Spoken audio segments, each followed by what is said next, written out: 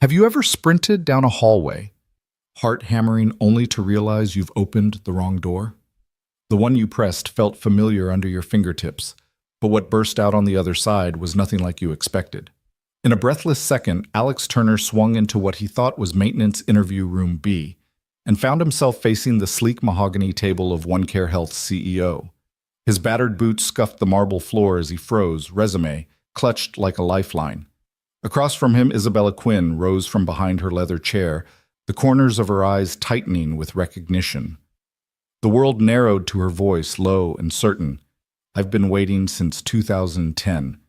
That single line cracked open a decade of struggle, sacrifice, and unspoken debts, rewriting Alex's story before he even sat down. If you believe in life's unexpected pivots and the power of a single moment to change everything, hit subscribe, ring the bell, and drop a comment. What's the most surprising opportunity you've ever stumbled into? Alex Turner's boots had seen better days. The scuffed leather told stories of service calls at dawn, late-night repairs under flickering fluorescent lights, and one too many missed opportunities. But this morning he stood at the foot of a towering glass and steel edifice, clutching a crumpled resume and a manila folder as if it were a treasure map. Maintenance technician interviews were held on the 11th floor, so he'd been told. He slid through the revolving door into the cavernous lobby of OneCare Health. Polished marble floors reflected the soft glow of recessed lighting. A bank of elevators hummed patiently. Near the reception desk, a display touted the company's mission, bringing quality healthcare to every doorstep. Alex swallowed, rehearsed his answers under his breath, and pressed the call button for the 11th floor. The write-up was brief, but felt endless. He clutched the folder tighter, straightened his too-loose tie, and tried to calm the tremor in his fingers. His daughter Emma had helped him rehearse last night, her college textbook spread across the kitchen table as she quizzed him on every possible question. He had to nail this one. The rent was due and Sophie needed new tires on her bus. When the doors slid open, Alex took a breath and stepped forward, only to be met not by folding chairs or clipboards, but by plush carpet glass-walled offices and the quiet hum of wealth at work. A brass nameplate on a heavy oak door read, "Isabella Quinn, founder and CEO." He hesitated. "Maintenance technician interview," he called, voice cracking. "Come in," came a cool, measured reply. Alex's heart slammed against his ribs as he opened the door. The room was vast, a high-ceiling, floor-to-ceiling windows that framed a panoramic cityscape, and at its center, a long mahogany table. At the head, a woman stood, blonde hair swept into a low chignon slate-gray suit tailored to perfection. Her eyes were sharp, yet held a trace of warmth, as though she were reading his very soul. "Michael Carson." She asked, wrong name, wrong resume. Alex blinked. I'm Alex Turner." Her gaze flicked to the folder in his hand, then back to his face. "Alex Turner," she repeated softly. "Sit down." He crossed the room as if in a dream and lowered himself into the guest chair. His palms were slick. He wiped them on his pants. "Do I know you?" he asked, glancing around for hidden cameras or waiting interviewers who might appear at the last second. She didn't smile. "We met once," she said quietly. It was snowing on Highway 287 near Bozeman. Cold trickled down Alex's spine. That night flashed before him a raging blizzard, his crowbar smashing the Volvo's windshield, the flash of headlights as he pulled a fragile woman free from twisted metal. He'd wrapped her in his coat, refused the cash she offered, and vanished back into the storm to reach his sick wife. He hadn't thought of that rescue in years. "Isabella Quinn," he whispered. She nodded, fingers brushing against the table's polished surface. "I've been waiting since 2010. The words settled over him like snowfall. He opened his mouth, then closed it, throat tight. "I'm so sorry," he managed. "No apologies," she replied, voice steady. "Sit." She motioned to a seat across from her. Alex sank back, holding his folder as if it might save him. His mind raced wrong place, wrong time, and yet every cell in his body told him this moment was right. "Why am I here?" he asked, nearly inaudible. Her eyes softened. "I need your help." She slid a second folder across the table. Inside lay schematics labeled Mobile Health Unit Pilot. Detailed diagrams, supply lists, operational routes, everything a maintenance technician would need to know. Alex's breath caught as he realized she wanted him to lead the caravans he'd only read about in the news. He began, because she said, leaning forward, "You understand what it means to show up when no one is watching. You saved my life once. Now I want you to help save lives every day." Alex Turner blinked, feeling the floor shift beneath him. The wrong interview had become his greatest opportunity. And in that marble-floored suite, a single moment of past kindness forged the first link of a future neither of them knew they needed until now. Alex's pulse hammered in his throat as Isabella leaned back in her chair, eyes never leaving his face. The sleek office around them, glass walls, polished floors, faded into the background. All that mattered was the echo of her words. It was 2010 on Highway 287. "You found me in a silver Volvo half buried in a snowdrift." He swallowed hard, the memory scrambling forward like wind-driven snow. He remembered the generator job up north, the call from the rest stop manager, a frozen power line, a grumbling diesel engine, the promise of one more paycheck before Christmas. And there'd been a storm, warning, nothing too dire, he'd thought. He'd driven past mile markers, the temperature gauge dipping the blacktop behind him, disappearing under a blanket of white. He must have been half asleep when the headlights picked out the sedan's taillights broken and blinking. He swerved, heart-twisting, as he imagined a stranded family in the silent night. Then the car came into view, nose buried, one wheel spinning futilely in slush. Snowflakes thick as feathers danced in his headlights. He parked his truck on the shoulder, flung on his coat, and yanked his crowbar from the trunk. He trudged through knee-deep drifts, breath stinging his lungs, until he heard her muffled plea. "Please, help." He smashed the driver's window shard, spraying like crystal, and hauled the door open. She was pale shock in her eyes, her coat shredded where metal had crushed it. "Hey, can you hear me?" He'd called his voice rough with snow and adrenaline. He pressed his parka into her shoulders, her breath visible in short, ragged bursts. "Hold on. I'll get you out." He half-dragged, half-guided her to the truck, wrapping his arms around her to keep her upright. He turned back to the Volvo, rummaging his coat pockets for gloves and a flashlight. The storm-hammered branches bowed under snow, and the wind roared like a freight train. But he focused on his task, safety warmth moving forward. He laid her gently across the bench seat of his cab, cranked the defroster, and drove slowly toward the nearest town headlights cutting through the whiteout. He called 911, gave his name, her condition, and held the phone below the dash so she could hear. He didn't stay for thanks. He didn't need them. He only wanted to get home to his wife, whose chemo treatments had been rescheduled again that afternoon. That night, he didn't sleep. He dreamt of medical bills piling at his feet, of hospital corridors, of the woman in the Volvo with fear in her eyes. He closed his eyes and vowed to forget to tuck the moment away like a folded photograph he'd never look at again. And now, in this gleaming office, that moment had come rushing back in full color. Isabella's gaze softened, tracing the lines in his face. "I nearly lost consciousness before you arrived," she said quietly. "If you hadn't come—" Her voice trailed off. Alex rubbed his forehead. "I'm sorry, I didn't—" "Don't apologize," she interrupted gently. "I never got your name, but I never forgot you." Alex's throat tightened. "It was nothing," he murmured. "I was heading home." She tilted her head, studying him. "You didn't just save me, you disappeared before I could thank you. I tracked you down once, but I never found you. Then I buried it in my mind, focused on my work." She sighed as if releasing a held breath. "I built OneCare Health on a single principle: kindness matters. That night taught me that strangers can change our lives forever." His pulse slowed as he absorbed her words.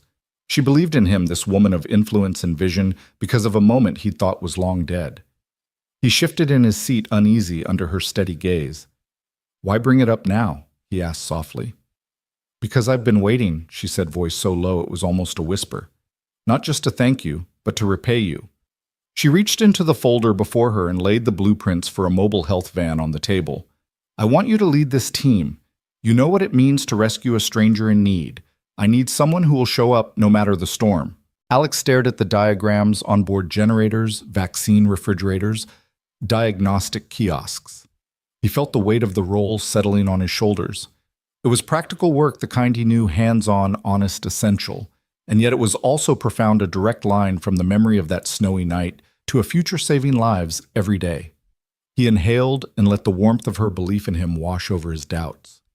I'd like that, he said, voice steady.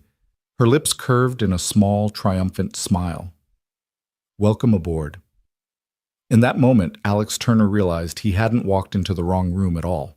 He'd walked into the second chance he never knew he was looking for, born from a midnight rescue in a blizzard carried across a decade and delivered in a single life-changing moment. Alex Turner settled deeper into the guest chair, his limbs still tingling from the shock of that snowy rescue long buried in his mind. The polished wood armrests felt oddly comforting beneath his calloused palms. For a moment, the office's quiet grandeur, sunlight pooling on the marble floor, the distant hum of traffic faded into the background. All he could see was Isabella Quinn's steady gaze and the faint tremor in her jaw as she gathered her thoughts. I never asked your name, Isabella began, voice low but unwavering. That night, it was just another emergency for me. I had a talk to give at a conference the next morning, and the limousine. She paused, the memory pressing against her composure. It never made it to me. Not that night. Alex's throat tightened. I'm sorry you missed your talk. She managed a small, rueful smile. It was for the board of Biopharm Global. I'd been courted for months. The speech would have been my ticket to the C-suite. I had the outline in my head, clinical trials, market projections. But I was hospitalized instead with a concussion and a few cracked ribs. He winced. That must have been terrible. Worse was what happened afterward. She leaned forward, hands clasped on the table. I woke up in the hospital with a blank schedule and a laundry list of obligations I no longer felt passionate about. The board was disappointed. Investors murmured about my reliability. But in that bed, as I replayed your face through the haze of pain meds, I realized something I'd spent my life chasing: prestige. But prestige hadn't stopped my limo from sliding off the road. It hadn't given me a second chance. Alex swallowed hard. He reached for his folder as though he might hide in its crumpled pages. I never meant to derail your career, he said quietly. She waved a hand. You didn't. You saved my life. But more than that, you gave me clarity. She tapped the mobile unit schematic. When I left the hospital, I sold my shares in that pharmaceutical company and started OneCare Health. No boardroom, no flashy launches, just a mission: bring care to people who can't afford it or can't reach it. I designed these vans to travel where hospitals don't. But I knew I'd need someone who understood more than business, someone who could fix what breaks, whether it's a vehicle, a medical device, or a life in crisis. Alex stared at the blueprint tracing the flow of power lines and storage compartments. I've never done anything like this, he said. I'm a small-town maintenance guy. Isabella's eyes glinted. Exactly. You see broken things, you repair them. You don't ask for recognition, you just do it. That's rare in healthcare. Everyone wants a billboard. You, Alex, are the billboard. He managed a laugh, wry and unsteady. I've always preferred unplugged lights. She leaned back, a hint of laughter in her shoulders. Unplugged light can guide us home just as well. She paused, scanning his face. What do you say? You sit here, or you stand there. You stay in your boots, or you step into these vans. You can keep running mechanical lines in another town, or you can run a mission that changes lives. Her voice softened, including mine. Alex closed his eyes. The memory of that wind-chilled highway, the lit dashboard, the frantic 911 call, it all rushed over him. And beneath it, the ache he'd buried, worry over his wife's failing health, his daughter's future bills piling up like snowdrifts. He'd spent years surviving the storm. Now he could drive it, control it, even flourish in it. He opened his eyes. I'll do it, he said, voice firm.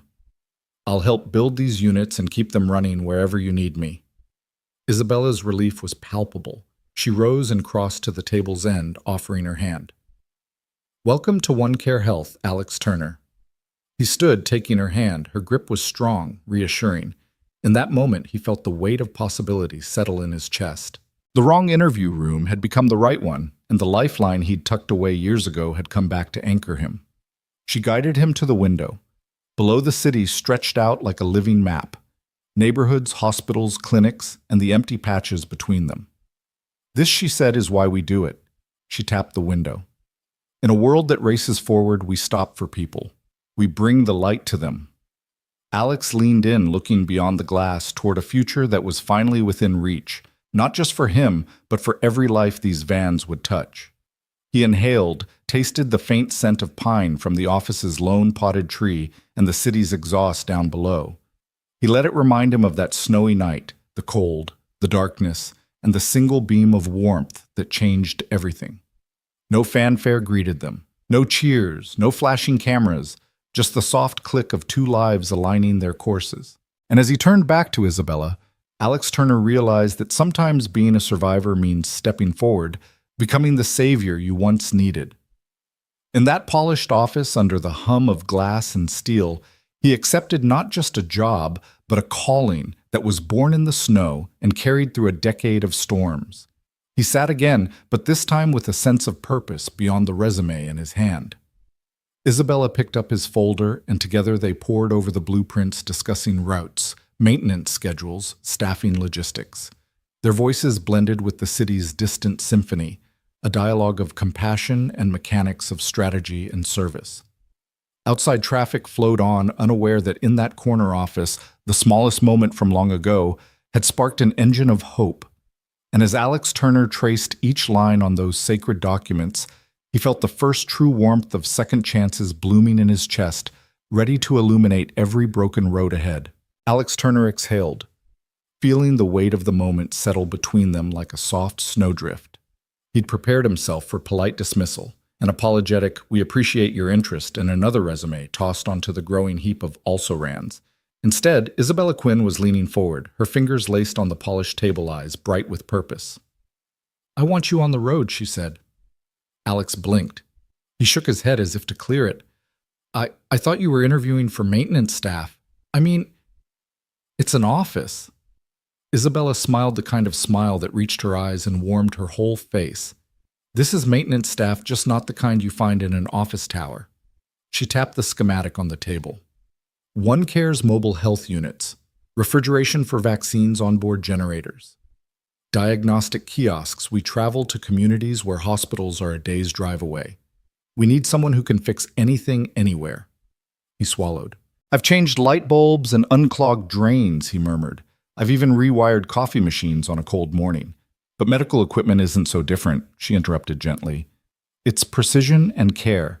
You've spent your life solving problems without fanfare. You never asked for credit when you pulled me from that wreck. You just did what needed to be done." Alex looked down at his hands, rough and ink-stained, the kind of hands that remembered every bolt and wrench. He thought of his daughter Emma, off at college and too busy for nightly calls. He thought of his late wife Lisa and the radiator he'd fixed to keep her warm in her last days. He'd lived 100 unseen moments of quiet heroism. This would feel familiar. He dared to meet Isabella's gaze. "What exactly would you have me do?" She reached for a cup of water and set it before him. "You'd oversee the maintenance and rapid repair of our fleet. When a van's engine sputters on a gravel road, you're the one who gets it moving again. When vaccines threaten to spoil, you're the one who spots the coolant leak. When diagnostics kiosks freeze up in a winter storm, you're there hands-on making sure care keeps flowing." Alex picked up the glass fingers curling around it. The water was cool against his palm. "You're talking about long days, nights under the stars, driving down brush-filled back roads." Isabella leaned in. "Exactly. It's not a desk job. It isn't meant to be glamorous. It's meant to matter." He set the glass down, sensing the gravity of her words. "I'd have to travel alone sometimes," he said. "I'm not exactly social." She chuckled softly. "You're not the chattiest guy at the brunch buffet, but out where we go, people aren't looking for small talk. They're looking for someone to show up when no one else does." Alex's heart thumped. He'd been invisible so long that the idea of being needed, truly needed, felt foreign and thrilling. "And the team," he asked. "Do they respect guys like you," Isabella answered. "You're not a suit barking orders. You're someone who understands the value of a working machine when a life depends on it. You'll be their anchor in the field." He closed his eyes briefly, seeing himself crouched under a van in sleet headlights, cutting fog tools spread like instruments of healing. He saw himself in the driver's seat, the mobile clinic's engine purring after his repair. He saw the faces of patients waiting in the back, Children with coughs, elders with aching bones trusting him to keep the unit alive. He opened his eyes. "What about training?" he asked quietly. Isabella smiled again, that resilient curve of soft steel. "I'll ride with you," she said. "We'll tackle the first 6 units together. Then you'll run solo, but I'll always be a radio call away." "I trust you with lives, Alex." He blinked, feeling tears threaten. "Shh! I don't know what to say." "Say yes," she said simply. "You don't have to sign anything right now. Go home, think it over, talk to Emma. But know this, we need you. I need you." Her sincerity was a mirror reflecting the man he had been and the man he longed to become. He remembered the hope he'd clutched in this same folder years ago, hope that had dimmed under the glare of hospital bills and dead-end paychecks. Now possibility glowed once more. He swiped a hand over his face. "I want to say yes," he said, voice rough. "I need to say yes." Isabella rose, extending her hand. He stood and took it. Her grip was firm, grounding him. "Welcome aboard, Alex Turner," she said. He exhaled in relief, the tension seeping away. He settled back into his chair for a moment, letting the decision sink in. It wasn't just a job offer, it was a lifeline cast to a man adrift for far too long. They spent the next hour hashing out details, schedules, supply chains, field protocols. His questions were met with practical answers and thoughtful support. He learned the mechanics of the onboard generators, the backup systems for cold storage, the remote diagnostics apps they'd developed. Isabella sketched a route from the city to an isolated mining town, nodding as he pointed out potential hazards, narrow passes, landslide zones, river crossings. By the time he closed his folder, Alex felt more certain than ever. The wrong interview had become the pivot point of his life. He imagined the unvarnished roads ahead, mud-slick forest trails, sun-baked desert highways, early mornings refilling the water tank in a gentle dawn, late nights repairing heat strips in an icebound canyon. He imagined the smiles of patients who'd see the OneCare logo and no help had arrived. Isabella walked him to the elevator. As its doors closed, she called Monday 6 a.m., "Back here." He nodded, the quiet thrill of anticipation in his chest. "I'll be here." The doors slid shut, and when he stepped back into the lobby, the polished world seemed softer, more welcoming. He slipped his resume into his coat pocket, warehoused now by fate, and took the stairs 2 at a time. Outside, the autumn air was crisp, carrying the faint scent of fallen leaves and city traffic. He drew in a deep breath, savoring the cold. He thought of Emma, how he'd tell her tonight, and of Lisa, how he'd honor her memory with every repair that saved a life.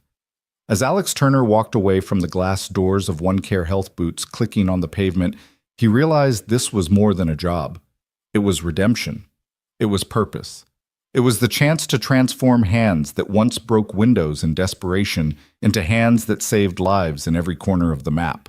And in the distance, a new chapter waited unwritten, brimming with promise, carried on the wheels of a mobile clinic and the integrity of a man who showed up when it mattered most.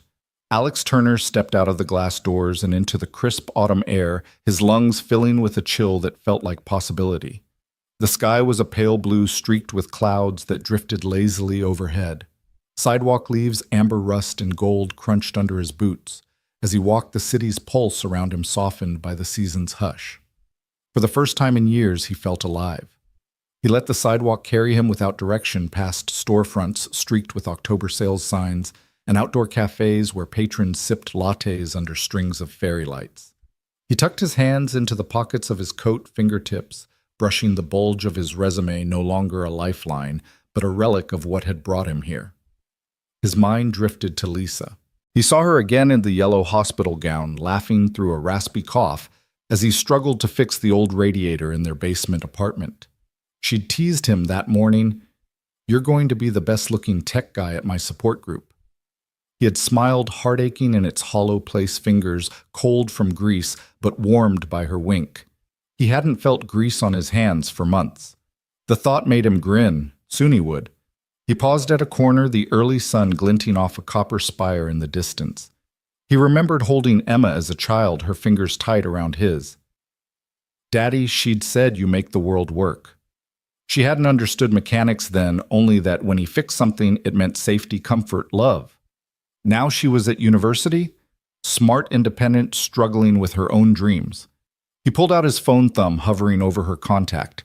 Before he dialed, he realized he wanted to tell her in person. He pictured her on video chat, long brown curls, tired smile, the book scattered across her dorm desk. He wanted her to know this wasn't just good news, it was a homecoming of hope. He swung onto a tree-lined street he'd walked 1,000 times, where old brick townhouses stood shoulder to shoulder like loyal friends. He passed Mrs. Delgado's flower shop pumpkins, and mums spilling from wooden crates, and smelled the sharp sweetness of chrysanthemums. He thought of Lisa's favorite bright yellow daisies she kept in mismatched jars. He'd never told Emma why daisies, but it didn't matter. She knew daisies meant sunshine after rain. At the corner deli, he stopped for coffee, the same black coffee he used to nurse while grading bills. He ordered and watched the barista pour steam curling in the air like a promise. He took the cup and set off again, savoring the first bitter sip. He let the warmth travel from his lips through his chest, displacing years of cold worry. He'd spent so long defending himself against survival, patching leaky pipes, rationing every penny, fighting insurance delays, late fees, hospital visits. Now he wasn't just surviving, he was on the brink of building something bigger than himself. He navigated the familiar blocks until he saw the faded green awning of his apartment building. The metal stairs creaked underfoot as he climbed 2 flights to his door. Inside, a single bulb glowed overhead, illuminating a small hallway lined with framed photos.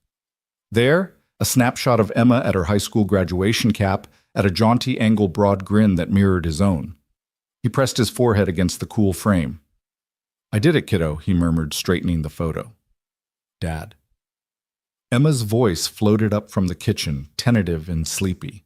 He shelved the coffee on the side table and turned the knob, stepping through into the warmth of lamp-lit walls and the scent of macaroni bubbling on the stove. Emma sat at the kitchen table, textbook splayed open, pen in hand. Her sweatshirt read State University Class of 26. She looked up, eyes widening. "You look—" She paused, searching his face. "Is that a real smile?" He chuckled, sitting opposite her. "First one in a while. How's the study session going?" She rubbed her temple. "Regents, Pride and Prejudice, archaic stuff. But I'll survive." She offered him a half grin that melted his chest. "I've got news," he said, voice unsteady. He reached into his coat. Emma tilted her head, expecting bills or a threadbare photograph. Instead, he pulled out the folder, his old resume, and handed it to her. She opened it, eyebrows lifting. "What's this? I'm not job hunting," he said, leaning back. "I walked into the wrong office today, and it was the right one." Her pen clattered onto the table. Wrong office. He told her about OneCare Health. The sleek lobby, the unexpected reunion with Isabella Quinn, the rescue in the blizzard, the vision to bring care to the forgotten corners of the map. He described the mobile health units, vans, bristling with medical gear rolling into remote towns, and the pivotal role she'd offered him, chief maintenance technician, guardian of life-saving machines. Emma's mouth fell open. "Dad, that's amazing." He watched her absorb each detail, saw the spark in her eyes. "They want me on the road fixing boilers, generators, refrigerators. All of it. They need someone who shows up when it matters." She reached across the table, covering his hand. "That's exactly what you do, Dad. You show up." He swallowed the lump in his throat. "I want to do more than show up. I want to make a difference." Emma smiled, proud and tender. "You will. You've earned it." They fell into an easy silence, broken only by the soft hiss of the stove. He sipped his coffee, feeling the last of his doubts wash away. This place, this crusty apartment filled with the echoes of their past, had sheltered him through loss and struggle. But now it felt like the springboard to something new. He looked at Emma. "We ever talk about moving somewhere warmer?" he teased lightly. She rolled her eyes, but the smile lingered. "Only after you're famous for mobile health clinics." He laughed, a deep, genuine sound that felt as clean as the autumn air outside. "I'll take it." Later, as Emma packed up her books and headed to her room, Alex lingered by the window. Streetlights blinked on and the city exhaled into evening. He traced the skyline towers and rooftops etched against the darkening sky and envisioned the long roads ahead, pine-forested highways, dusty plains, gravel paths. He pictured OneCare vans slicing through dawn mist, children waving, elders smiling with relief. He rolled down his sleeve, revealing a faded scar on his forearm from that night in the snow.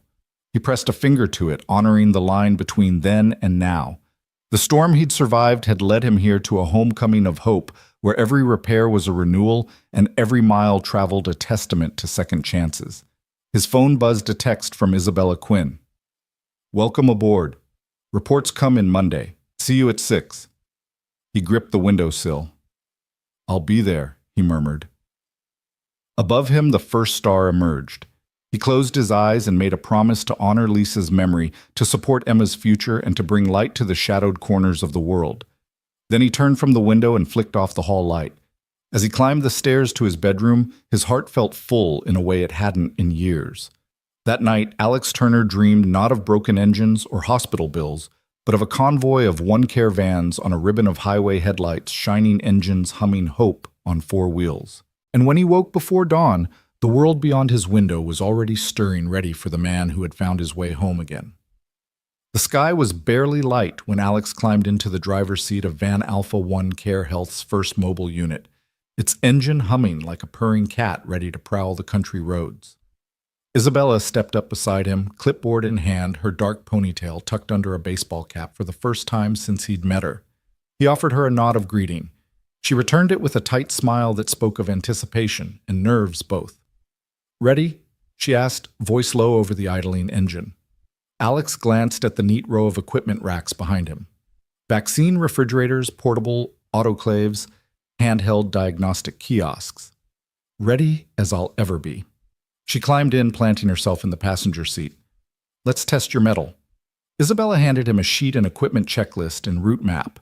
He scanned it quickly. Site 1, a rural elementary school 30 miles north. Site 2, a food pantry in a farming village. Final stop, a weekend health fair in an old church hall. She tapped the printed refrigeration specs. Temperatures, diagnostics. "Let's start with the fridge." They rolled out of the parking bay into the still muted city streets, headlights slicing through dawn's dim haze. Conversation flowed easily. Isabella asked about his granddaughter's college studies. He quizzed her on coffee orders. The early morning lull felt like a prelude to something larger, the city's hustle yet to wake. At the first stop, they squeezed through the school's narrow driveway, winter mud clinging to the tires. Alex hopped out a tool bag slung over his shoulder. Isabella followed, letting him lead the way to the back of the van. Alex flipped open the rear hatch, revealing the chill interior. He ran gloved fingers along the freezer's seal eyes, narrowing in appraisal. "Go on," Isabella said. "Show me." He pressed a diagnostic button, and the fridge's internal temperature lit up on a small screen 37 degrees Fahrenheit. Within spec, but not by much. He smiled and popped open the door, exposing rows of vials packed in a foam rack. "We'll swap the coolant line," he told her, pulling a handheld wrench from his bag. "It's quick work." Isabella watched as he knelt on one knee, unlatching the protective panel. With practiced precision, he detached a corroded hose, its metal fitting puckered by age. The new line clicked into place, and he closed the panel, sealing the compartment. Then he pressed the monitor again 35 degrees. He gave her a thumbs up. "Perfect," she said, relief coloring her tone.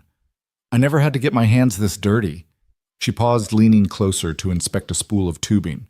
"Back when we launched the first clinic, my team and I were unpacking boxes at dawn. I ended up hand-painting our logo on the side of our first unit after the stencil kit broke on day 1. Alex laughed, picturing a younger Isabella crouched in paint-splattered jeans. She continued, "We didn't have fancy service contracts. We drained and refilled coolant by hand out of a watering can while I argued prices with equipment suppliers over the phone. That van was held together with duct tape and sheer willpower." He grinned. "Sounds character building. Character saved lives," she corrected gently. "Now you're the one preserving lives with your building skills." Her eyes sparkled as she handed him a cup of coffee. Onto the kiosks. They packed up and rolled on the morning sun, cresting fields of frosted wheat. The van's radio played soft jazz as Alex navigated winding 2 lanes. When they reached Site 2, a converted barn where families queued for free groceries, he guided the van into a makeshift driveway. People lined up under a tent, children in bright jackets clutching stuffed animals. Alex waved and Isabella waved back her presence, both authoritative and approachable. Inside the barn, he unloaded the diagnostic kiosks' touchscreen units that measured blood pressure, heart rate, and blood glucose. One was unresponsive. Its screen flickered, then froze. He shrugged off his coat and knelt beside it, prying open a panel on the back with his multi-tool. Circuit boards lay beneath small wires, snaking across layered boards. "Go ahead," he said without looking up. "What do you see?" She peered over his shoulder, brow furrowed. A loose connection at the power jack. He smiled broadly. Bingo. He reseated the connector and sealed it up. The screen blinked alive, offering a welcome message. Isabella let out a breath. "You're not just a maintenance guy. You're a miracle worker." He chuckled, wincing as he straightened. A volunteer nurse approached, clipboard in hand. "We were worried we'd have to cancel screenings," she said. "Thank you." Alex nodded, shrugging away praise. Isabella gave him a proud wink. He felt a warmth in his chest, a sense of belonging he hadn't known since before Lisa got sick. Mid-morning found them at the church hall where local families gathered for flu shots and health checkups. The van's generator hummed outside, powering medical lights and laptop chargers.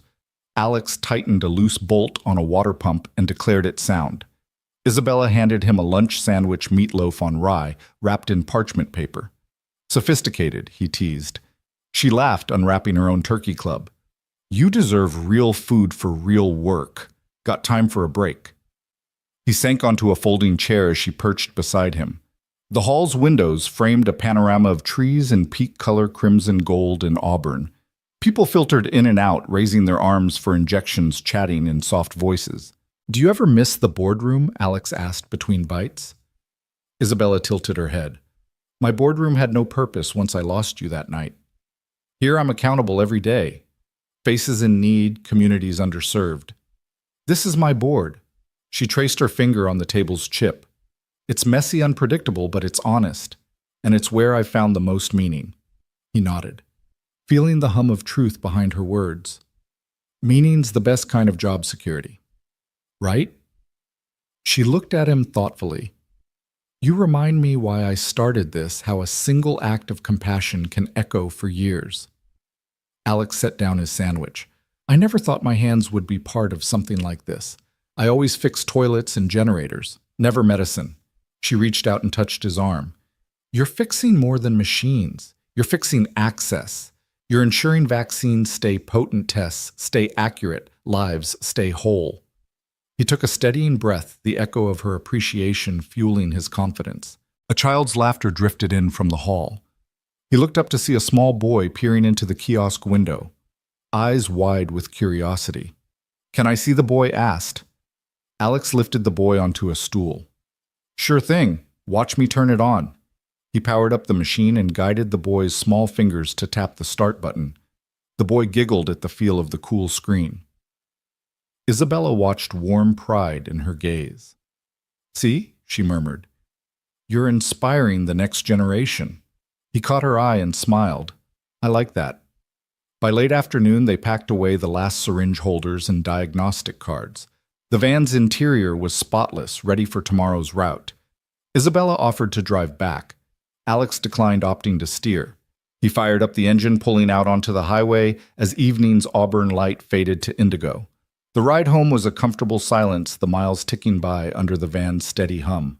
He thought of the day's work, the whir of compressors, the click of diagnostic boots, the thank you smiles of strangers.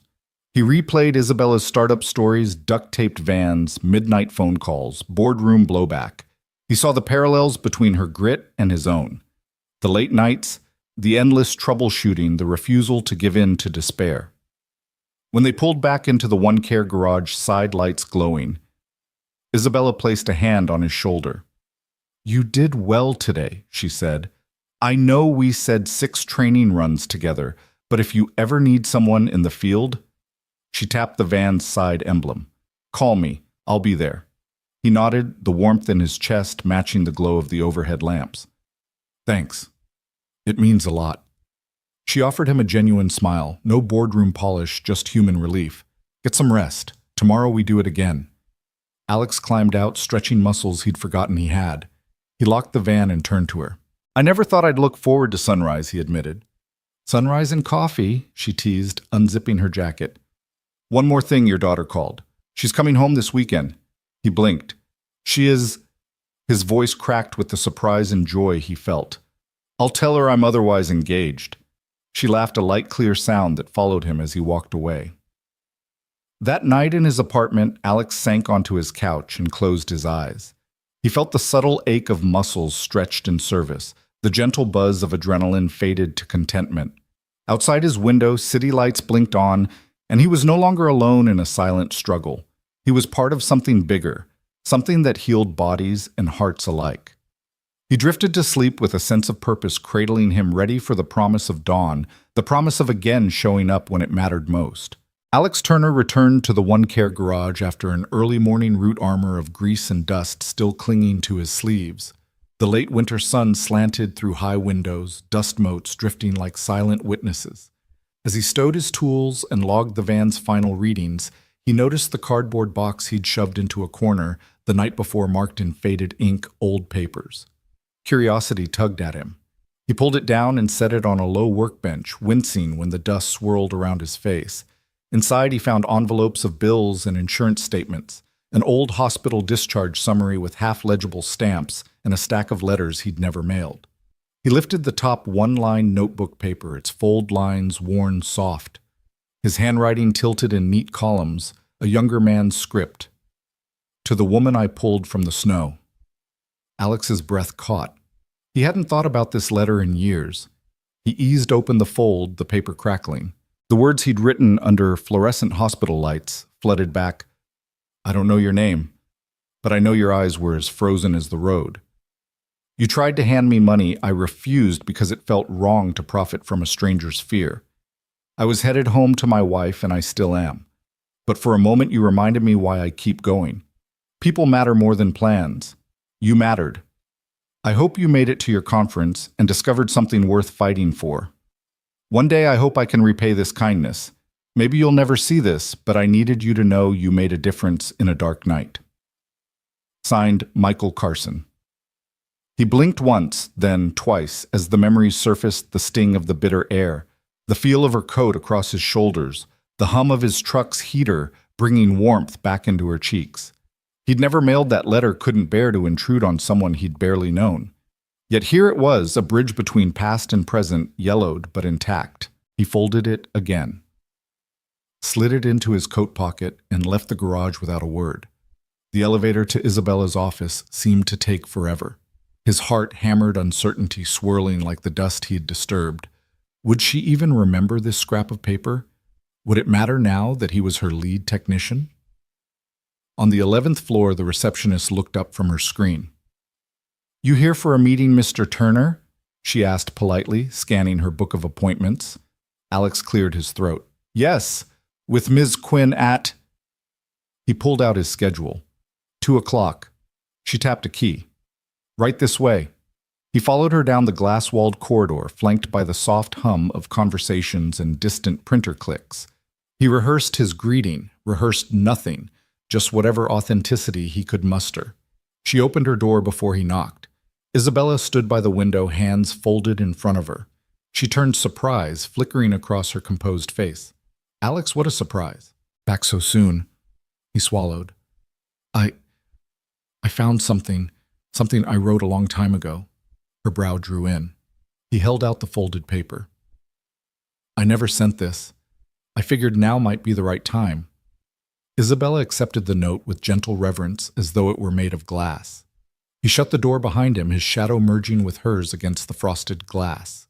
The room felt smaller now, more intimate, the leather chairs, the potted fiddle-leaf fig, the glow of afternoon sun through gray drapes. She unfolded the letter. He watched her fingers tremble as she smoothed its creases. He traced the line between them with his gaze, studying her expression, anticipation, trepidation, something like gratitude. He wasn't sure he was ready for how raw this moment would be. When she spoke, her voice was hushed. I remember writing a version of this in my head, she said, eyes on the page. But I never knew who you were. She paused, inhaling slowly. I never thought I'd hold your words in my hands. Alex shifted his weight. It was a moment I couldn't let die. You saved me, but you probably didn't know I'd been dying on the inside that night, every expectation I'd built for myself gone in an instant. When I pulled you out, I realized kindness was my only currency. You taught me that. Tears welled in Isabella's eyes. She raised her gaze, and Alex saw lines of vulnerability etched into the woman who'd seemed so invincible. You did more than teach me. You gave me a reason to rebuild. I see that now, how your act of compassion became the cornerstone of One Care Health. Your belief in humanity carried me through years of boardrooms and power struggles. He backed away slightly as though the warmth in her gaze might burn him. I never saw it that way, he confessed. I saw a woman in need, didn't think beyond that. She folded the letter and tucked it into a plush folder on her desk. That's the beauty of it, she said, voice thick with emotion. You saw a stranger and acted. I saw a stranger and remembered how to believe. And today, every time I drive onto a dirt road to bring care to someone's front door, I carry your kindness with me. Silence settled between them, but it wasn't empty. It was alive, pulsing with two souls laid bare. The office's grandeur receded until all he could focus on was Isabella's steady breathing, the soft click of her heels as she stepped closer. I want you to know, she said, her hand hovering over his, that this company, this mission, it's built on your kindness, and I'm deeply grateful. Alex's throat tightened. He looked down at their hands nearly touching and then back at her face glistening with tears. Thank you for bringing me back, he whispered. For giving me work that matters and letting me be part of something I can be proud of. She nodded, letting out a shaky breath.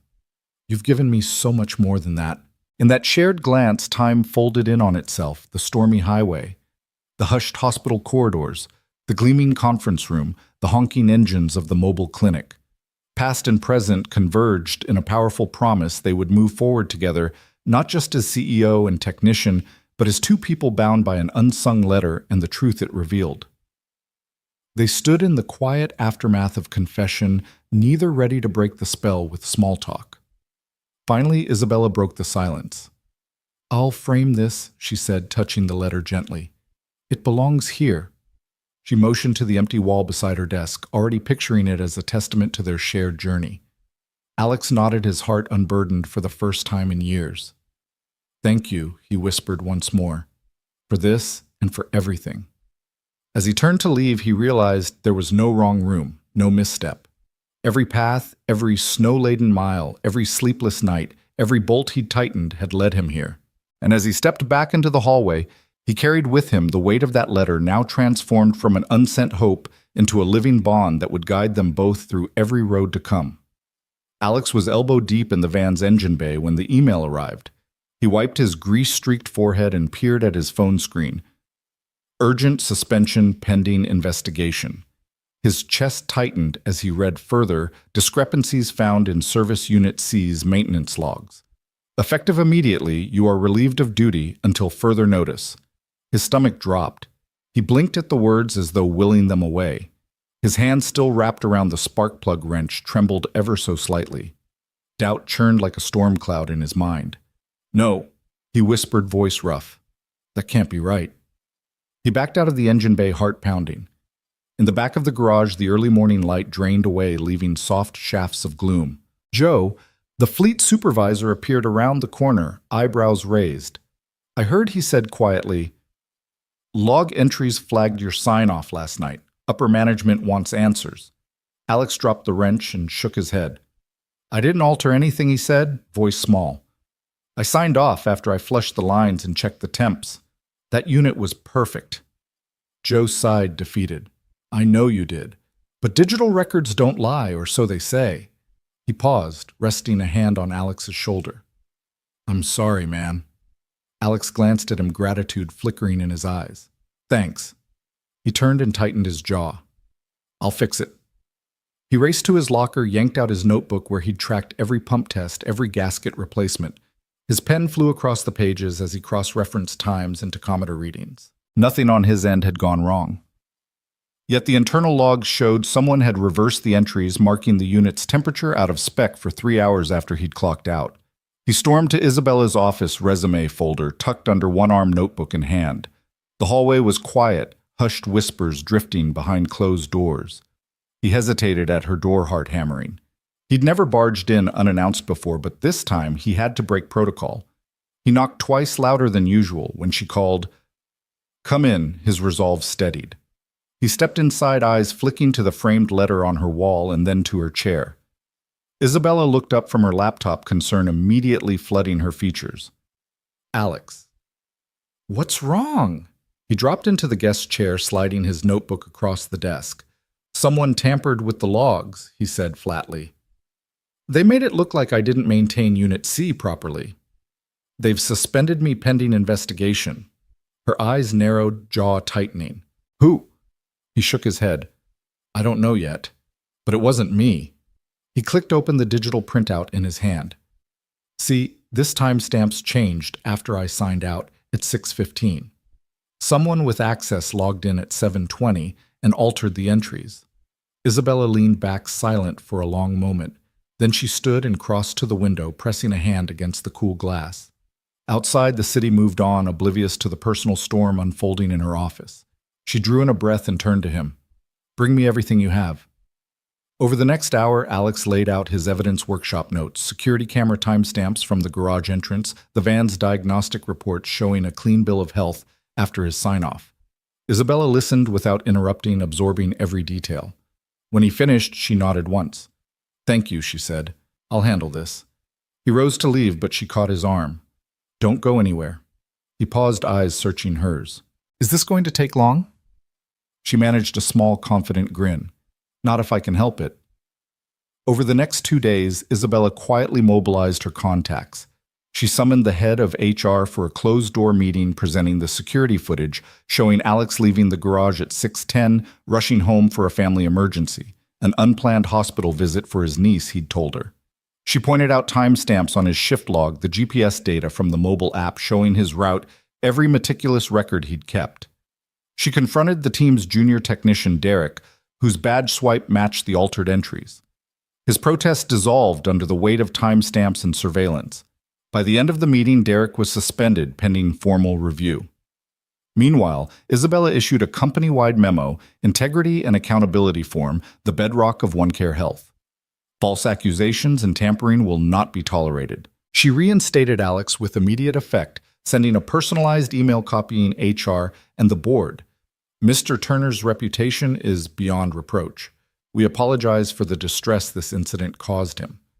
On the morning Alex arrived, he found Isabella waiting by Van Beta.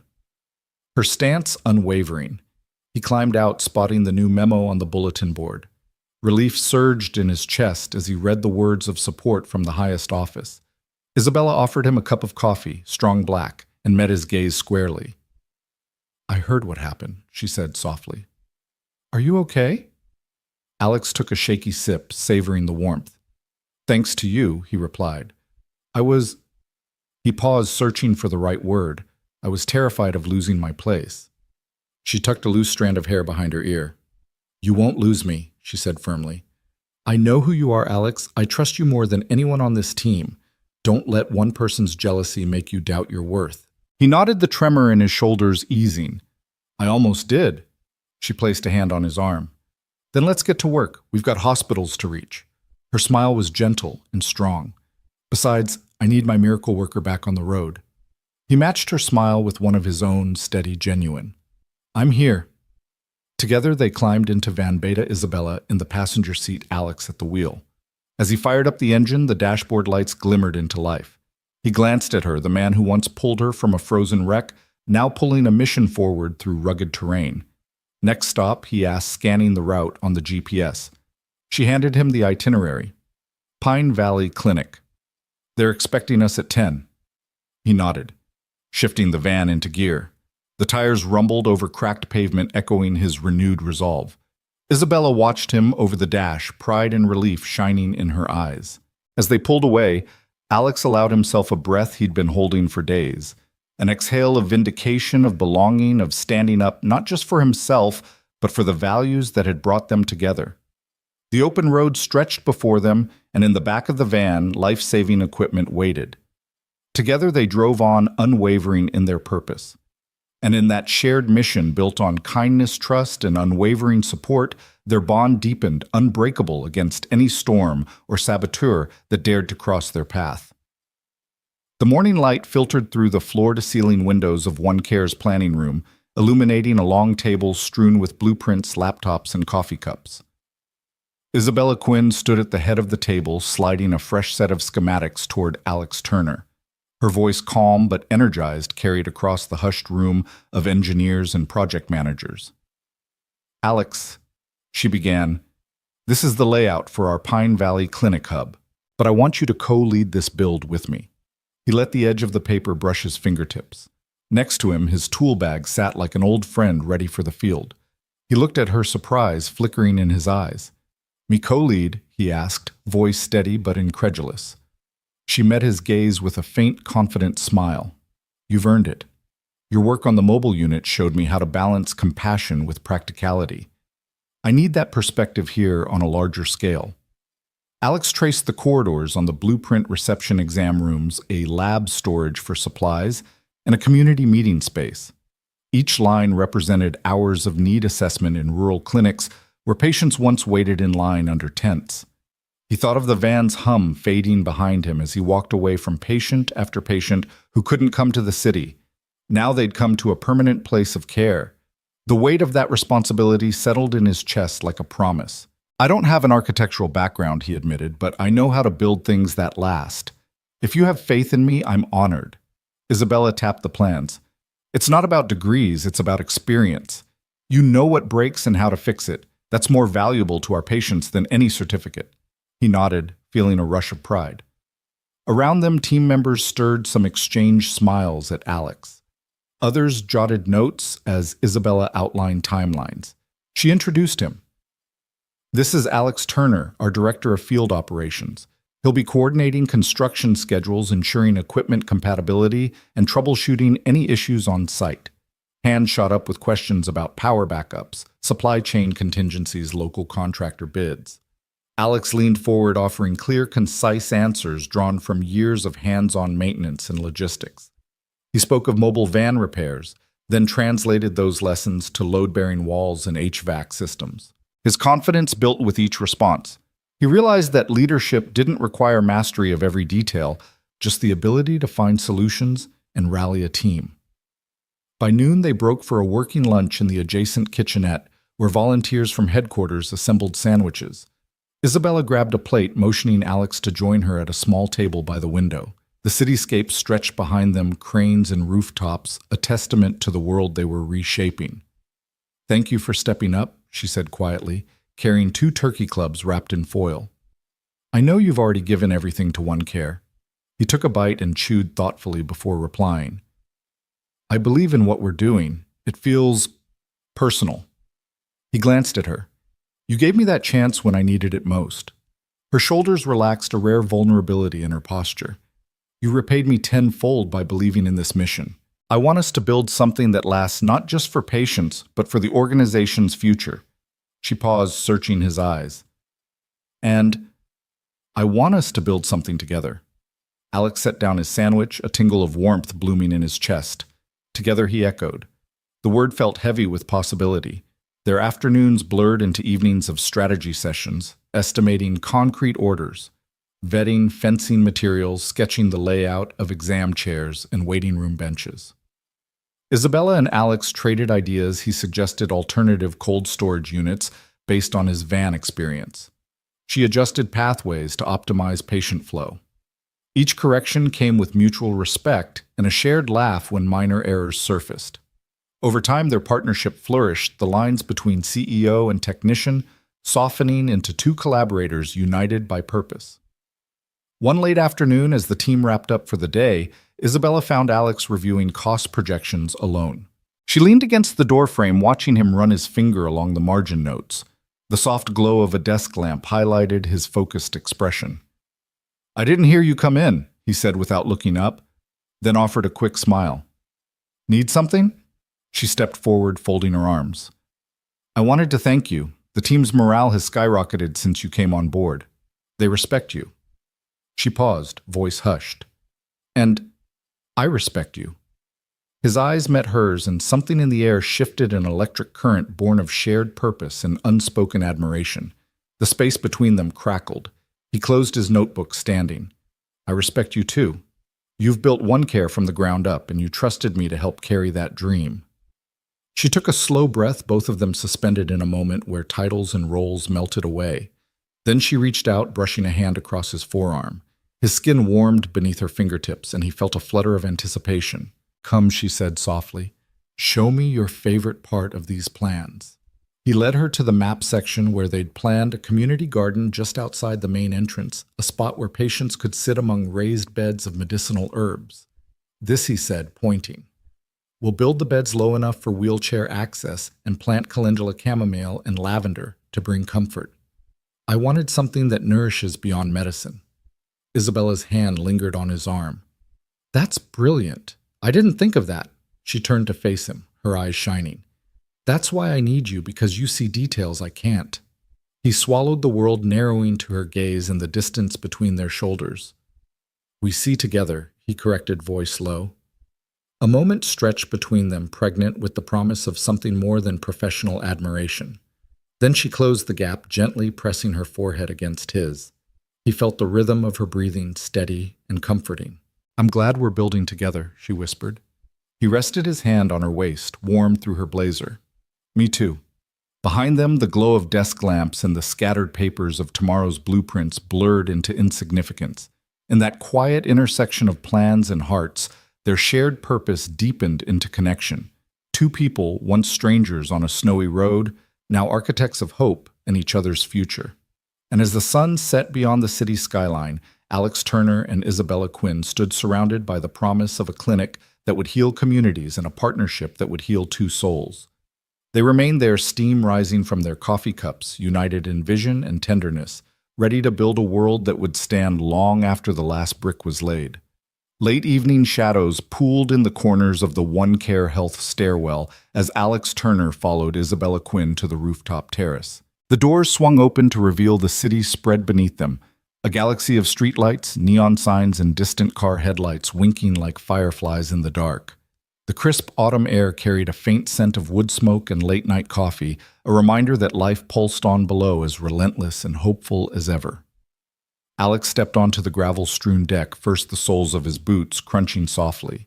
He paused at the railing, resting his arms atop the cool metal, and gazed out at the skyline. He felt small in that moment, just one man in a sea of buildings, but also profoundly connected to something larger.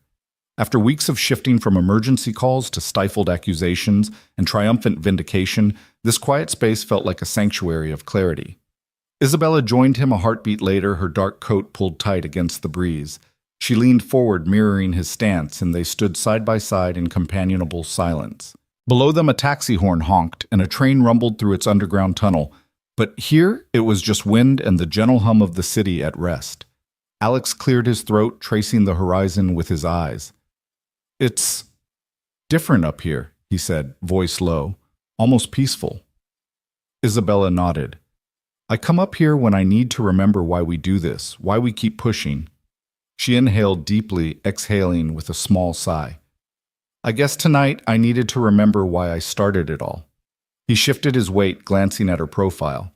"I can't imagine what it took," he said gently, "to turn that rescue night into a company that saves thousands of lives."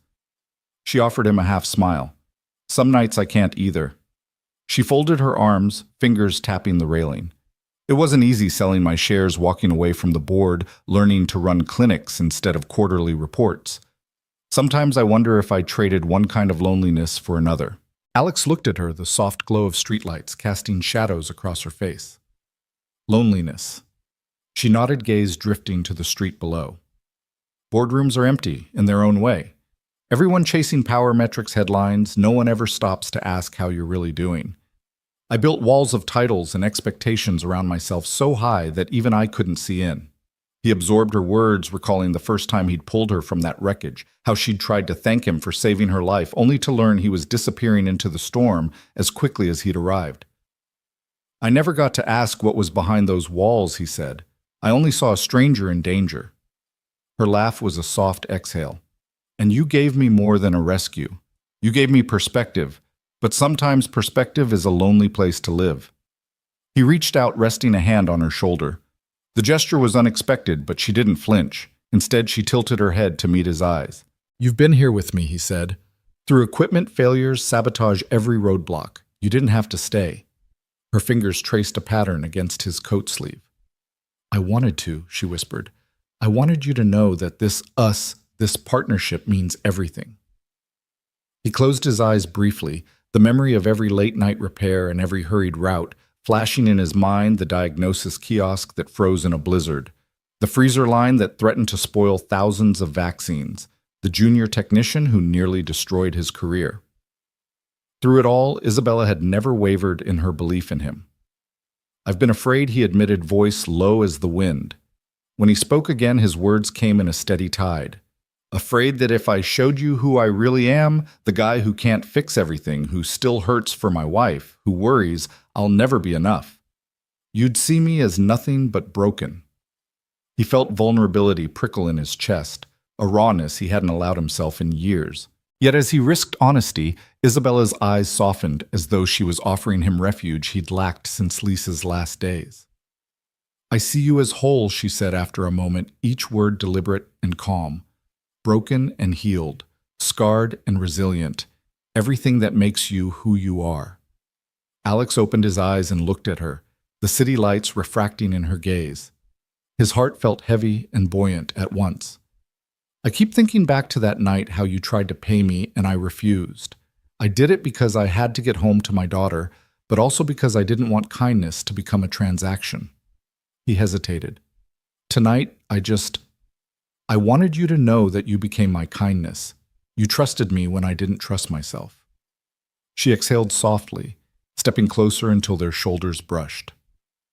"You've become mine too," she replied. The steel in her voice had melted into something warmer, more vulnerable. "I've been afraid to admit it, afraid of losing the person who saved me." Alex turned, facing her fully now. The glow of the street lamps painted soft shadows across his features. "I don't want to lose you," he said, voice steady. "Not as a friend, not as my boss, not as the woman who showed me a new path." Isabella's teeth caught her bottom lip, a nervous gesture he recognized as purely human. "I don't want to lose you either," she confessed, her hand slipping from the railing to his. "I was afraid that what we're building was just another project, but it's more than that now. It's you and me trying to do something good together." He closed the distance between them, offering her his other hand. "Then let's not pretend otherwise," he said softly. "No grand declarations. No promises we can't keep. Just, I'm here. I'm walking forward with you." Her eyes glistened with tears, bright honest, a reflection of the city's scattered lights. "Side by side," she whispered. He nodded. Side by side. They stood there, two silhouettes against the sprawling metropolis. Hands entwined, the night air weaving them closer. Below, distant sirens lulled and an occasional car passed, but on that rooftop time stretched unhurried and full of possibility. Without another word, Isabella leaned her head against his shoulder. He felt the gentle rise and fall of her breath matching his own. In that shared silence, neither tense nor empty, they let the unspoken settle between them. Their fears laid bare, their hopes entwined, their willingness to step into whatever came next hand in hand. When the first raindrops began to fall, Alex reached into his coat pocket and produced a small umbrella. He opened it over their heads, sheltering them from the drizzle. She looked up at him, a soft smile curving her lips. Sometimes it took a wrong turn to lead to the right moment, he thought. Sometimes the quietest confession held the greatest power. And as they huddled beneath the umbrella, gazing down at the city they'd pledged to serve, Alex Turner and Isabella Quinn faced the future not as strangers or mere colleagues, but as two people bound by kindness, trust, and the quiet strength of walking forward side by side. The first blush of dawn painted the sky in pale rose and gold, as a hush settled over the newly completed One Care Health facility. The building's glass facade caught the early light, reflecting the promise of a new day. Volunteers and staff assembled on the sidewalk, nurses and crisp scrubs technicians still blinking away sleep neighbors, curious to see what this health hub would bring to their community. Isabella stood at the front, ribbon and ceremonial scissors in hand, her dark ponytail tucked under an understated cap that read, "One Care." Alex Turner slipped quietly to stand beside her, the soft hum of the city waking around them. Isabella stepped forward onto the small wooden platform erected for the ceremony. Behind them, the facility's doors gleamed, ready to open. A photographer snapped a quick image, the flash mingling with the gradual morning star. Isabella gestured for silence. Thank you all for being here at this early hour, she began, voice steady but warm. Today we celebrate not only brick and mortar, but the spirit that built this place. Compassion in action. She paused, eyes sweeping the crowd, standing families, city officials, the One Care team.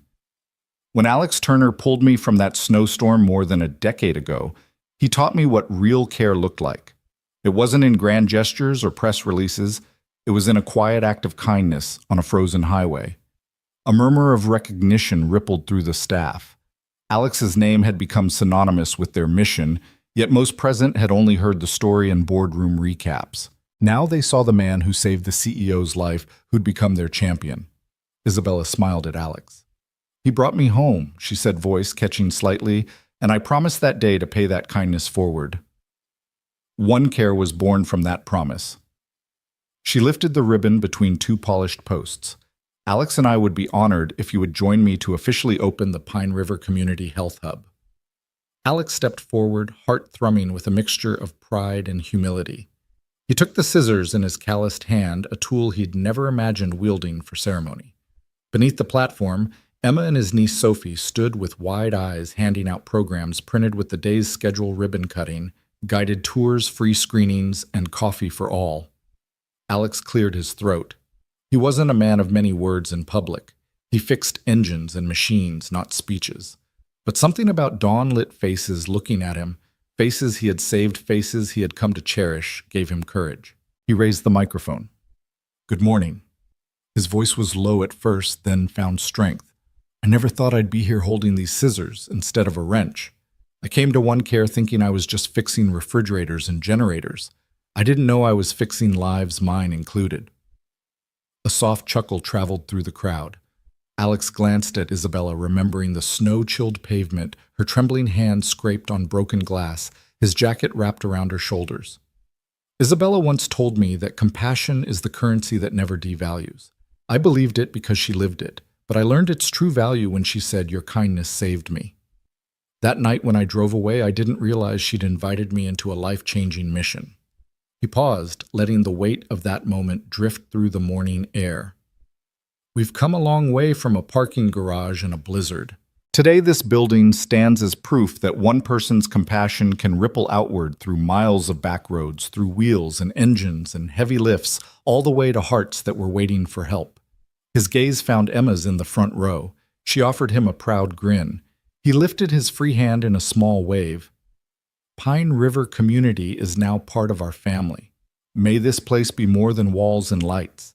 May it be a sanctuary of hope where every person who walks through those doors knows they matter. He exhaled, the last trace of nerves replaced by clarity.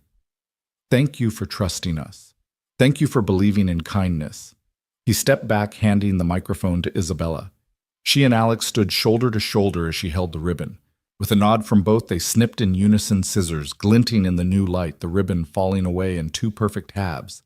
A cheer rose and the doors swung open. Staff flooded forward, ushering neighbors inside.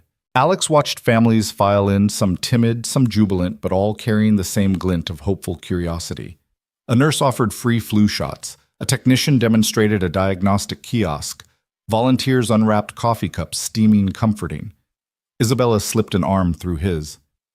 You did well, she whispered, her breath warm against his jacket. He nodded, breathing in the mingled scents of freshly painted walls and brewing coffee. We did well, he corrected, meeting her eyes. We started something good. She smiled, her hand tightening on his. And it's just the beginning. Later, as they guided a group of local reporters through the examination rooms, Alex slipped away to a corner where a small plaque had been mounted beside the door. In honor of Alex Turner, whose act of kindness on a snowy night ignited a movement of care. He pressed a fingertip to the raised letters, the metal cool beneath his touch. A reporter approached, notepad poised. Mr. Turner, could you tell us what this plaque means to you? She asked. He turned, shrugging with characteristic humility. It means someone remembered that night, he said softly, that they didn't let it get lost in time. And they turned it into something that helps people every single day. That's better than any accolade I ever sought. The reporter nodded, jotting notes. Alex lingered by the plaque a moment longer, then joined Isabella as she led a small group to the pharmacy station. They moved together through the facility, a man of mechanics and a woman of vision side by side.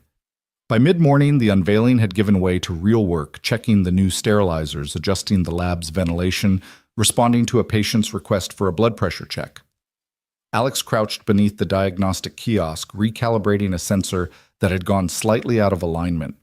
A child peered in curiously. He flashed a grin as he handed her a lollipop from the supply drawer. She ran back to her mother, proud as a queen with her sweet prize. Isabella watched him from across the room, heart swelling with gratitude and affection. She approached, slipping into the doorway beside him. "That sensor's off by 0.02 psi, she observed. "Good catch." He straightened, dusting his knees. "Habits die hard." She laughed, the sound light and genuine. "You're going to keep me honest for years to come." He wiped his hands on a rag and offered it to her. "That's the plan. We'll keep each other honest." She accepted the cloth and dabbed at a smudge on her white coat. She'd traded her suit for a lab coat this morning and smiled. "I'm glad you're here." He tilted his head. "Me too." Behind them, the clinic buzzed with life. A mother cradled her newborn during a routine checkup. A grandfather received a blood sugar consultation. Volunteers organized paperwork with steady efficiency. Everywhere Alex looked, he saw the echoes of that snowy night gratitude relief trust. And he realized how far he'd come from a weary dad clutching cattle calls and past due notices to a man whose hands built hope on 4 wheels and now in a shining facility. As Isabella stepped forward to address a group of community leaders, Alex lingered a moment, taking in the hum of purpose around him. He closed his eyes, remembering the hush of falling snow, the glare of headlights, the tremor in a stranger's voice. He whispered a quiet thanks to fate for that wrong turn for the open door that had become the right one. Then he stepped back into the flow of the day, tools in hand, ready to tackle the next challenge. Because ribbon cuttings were moments to celebrate, sure, but the real redemption was in the work they would do from dawn to dusk, day after day, touching lives in countless small ways. And as the sun climbed higher, Alex Turner and Isabella Quinn walked forward together, guardians of compassion, champions of second chances, their redemption story just beginning. The grand hall of the Young Masters Invitational thrummed with hushed anticipation as Alex Turner and Isabella Quinn settled into their front row seats. Crystal chandeliers overhead cast prismatic light across the chessboards lined up like soldiers ready to do battle. Emma, his daughter, and now their shared prodigy, sat at the final match table in a simple navy blazer, her brown curls tucked behind one ear. Across from her, her opponent, a poised 14-year-old with a fierce intensity, adjusted his pieces for the last time before the clock began. Alex's hand rested lightly on Isabella's knee. Her fingers closed over his in a silent vow of support. It was more than a chess tournament. It was the culmination of their journey, his chance at redemption, her proof of purpose, and Emma's emergence as a bridge between 2 lives. "Remember, breathe," Alex whispered. "You've prepared for this." Emma nodded, her eyes fixed on the board. "I see it, Dad." Across the table, she opened the game with her signature queen's pawn.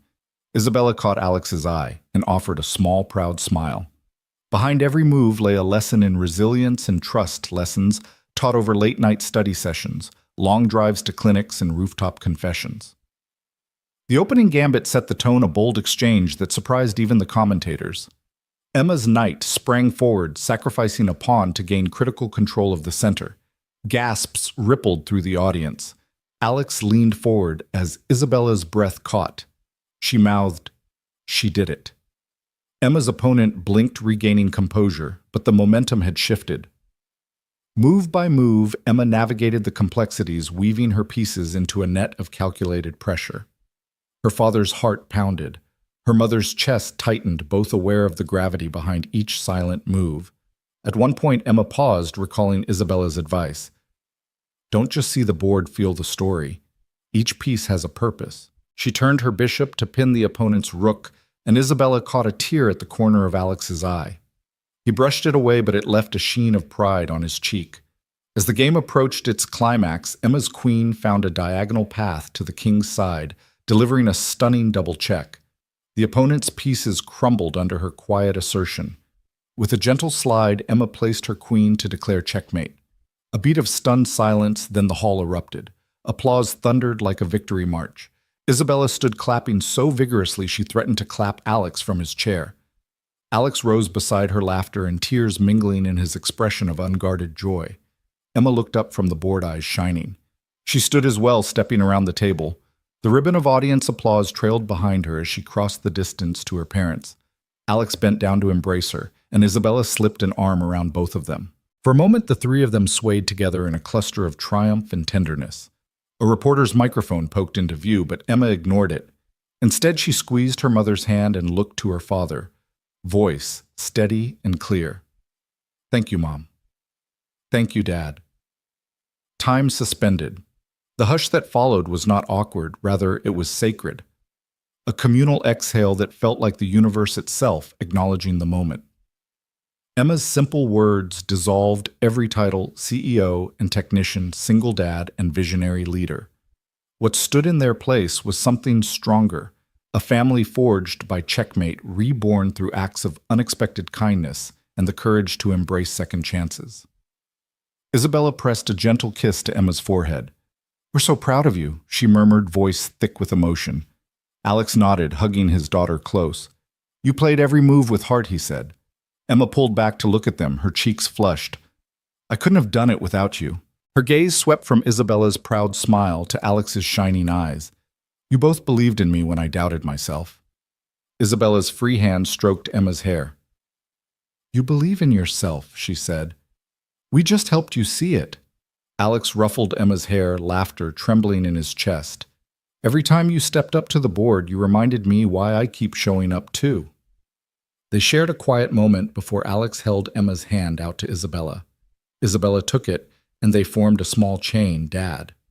Emma, Mom, standing together on that polished floor as confetti quietly drifted from above, like memories made manifest. After journalists and well-wishers swarmed them with congratulations, the family slipped away to a quieter hallway. Emma leaned against the wall game ribbon pinned to her blazer eyes, alight with triumph and the relief of completion. Alex offered her a bottle of water. Isabella draped her coat over Emma's shoulders. As they walked toward the exit, the city's lights beckoned beyond the glass doors. The night air outside was cool, scented with rain that had begun to fall in soft, scattered drops. Alex opened his umbrella. Isabella slipped her arm through his. Emma walked between them, small and triumphant. "Where to now?" Alex asked, voice light with wonder. Emma glanced up at him, then at Isabella. "Someplace cozy," she said. "Maybe waffles." Isabella laughed. "Waffles it is." They stepped out onto the sidewalk, a trio moving in sync footprints in the rain-damp concrete. Street lamps traced their path in amber pools. The city, vast and untamed, seemed to part for them, offering a quiet benediction. Under that glow, they were more than a CEO and a maintenance technician. They were more than a rescuer and the rescued. They were a family knit together by a letter never sent a wrong turn that became the right one, hundreds of miles of clinics and late-night conversations, and a daughter whose first move had changed everything. As they walked toward the diner's neon sign, confetti settling in the gutter behind them, Alex took Isabella's hand and squeezed gently. She met his gaze, and without words, they acknowledged the wonder of what they'd built, a love not born of grand gestures or sweeping vows, but forged in the quiet miracles that arrive when strangers step in, when second chances are embraced, and when a simple act of kindness echoes across a lifetime. And in that misty rain under the watchful city lights, they knew there was nowhere else they'd rather be.